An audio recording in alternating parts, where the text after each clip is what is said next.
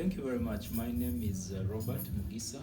I work with the Human Rights Center Uganda as the head of programs. We are in Bundibujo at this point because we developed a program aimed at building the capacity or enhancing the knowledge of human rights defenders. We have targeted 20 of them from civil society organizations in Bundibujo and the neighboring districts of Bunyangabu, Ntoroko, Kasese, and Kabarole for Fort Portal. It is the timing we have chosen because of the environment we are living in. There's a lot of shrinking space that is talked about. There's a lot of infringement of rights, including the rights to freedom from torture, the rights to fair hearing. People are arrested and released from courts and rearrested at the same premises, released from prison through the court system and rearrested. So we purposefully selected Bundibujo District 1 because it had been long since we had engagements with the HRDs here, but we also thought the region itself needed more knowledge about rights, like the team has really done, to empower the human rights defenders with knowledge on the concepts of human rights and human rights defenders, access to justice, advocacy, resilience in such times. So basically that's why we are here, and we think and hope that the human rights defenders have benefited, and we have also benefited in terms of program implementation. Yes, moving away from this kind of training, what happens next with these people? Are they more engagement?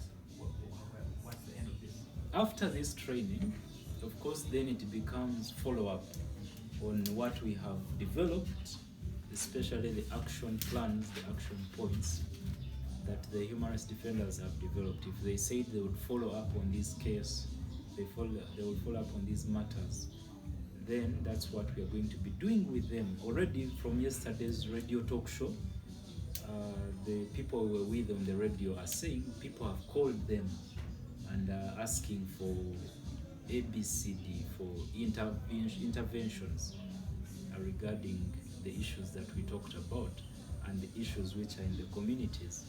So that's one area we are going to be very busy responding to people who are calling in into our organizations and making sure that we handle cases.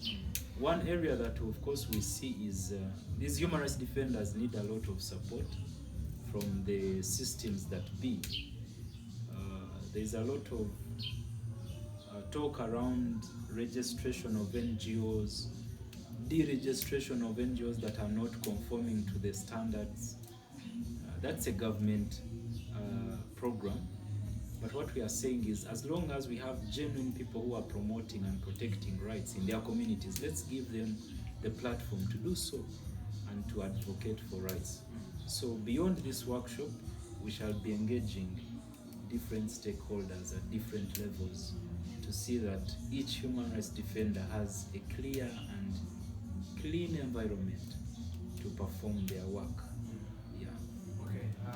From this kind of engagement, your interaction with human rights defenders, where do you see the future of their volunteering? Where do you see the future of their work in regard to rights? Like we have said during the training and the sessions, on the point of resilience, where we see human rights defenders heading is a tough place where you don't have to rely on funding, but you have to rely on your passion for your work, because money is reducing, donors are diverting, government is becoming strict on funding for NGOs.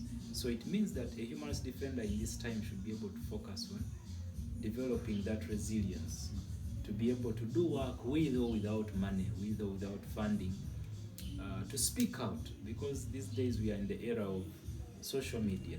All you need to do is record your message and pass it on to as many platforms as possible.